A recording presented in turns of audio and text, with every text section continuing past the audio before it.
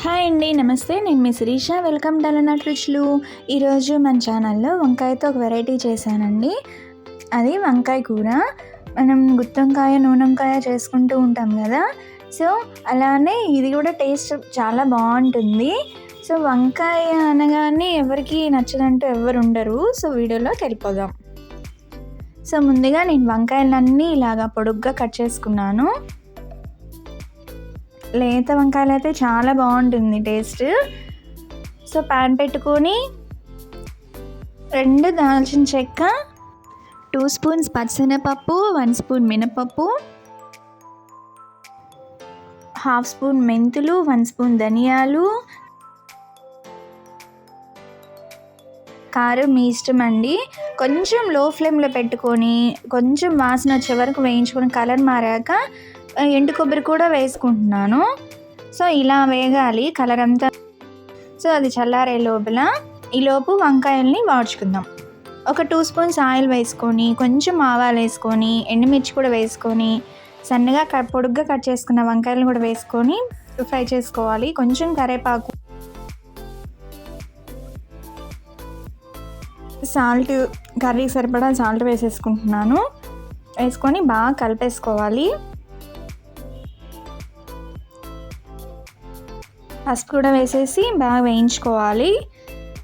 So ఇది ఒక 5 minutes ఒక మూత పెట్టి మగ్గించాలండి. కొంచెం మగ్గాలి. మధ్య మధ్యలో మూత తీసి వేయించుకుంటూ ఉండాలి. ఇంకా కొంచెం వేగాలి. సో ఇది ఆల్మోస్ట్ మగ్గిపోయినాయి. ఇందులో కొంచెం అండి ఒక ఉసిరికాయంత నిమ్మరసం తీసుకొని పిండుకొని రసం పోసుకోవాలి. అందులో కొంచెం బెల్లం వేసుకోవాలి. కర్రీకి బెల్లం వేసినందువల్ల చాలా టేస్ట్ వస్తుంది, చాలా ఎమ్మీగా కూడా ఉంటుంది. పప్పులన్నీ వేయించుకున్నాం కదా, అది కొంచెం బరక్గా ఇలాగ మిక్సీ పట్టేసుకోవాలి. మెత్తగా పట్టకూడదు. మిక్సీ పట్టేసుకొని అది కూడా వేసేసుకుంటున్నాను. అది కూడా వేసుకొని వాటర్ కూడా పోసుకుంటున్నాను. ముక్కలంతా మునిగేలాగా వాటర్ పోసేసుకొని అడుగంటుతుందండి, కొంచెం కలుపుకుంటూ ఉండాలి.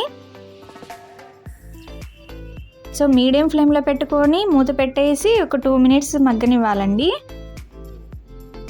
సో మధ్యలో తీసి ఇలా కలుపుకుంటూ ఉండాలి. సో ఇది రెడీ అయిపోయింది. 2 మినిట్స్ తర్వాత ఓపెన్ చేస్తున్నాను. ఆల్మోస్ట్ అయిపోయిందండి కర్రీ. చూడండి ఎంత ఎమ్మీగా ఉందో. చాలా చాలా బాగుంటుంది. గ్రేవీ కూడా సూపర్గా ఉంటుంది. వేడివేడి అన్నంలోకి చాలా బాగుంటుంది. సో సర్వ్ చేస్తున్నాను. సో మీరు కూడా ట్రై చేయండి. ట్రై చేసి ఎలా వచ్చిందో కామెంట్ చేయండి.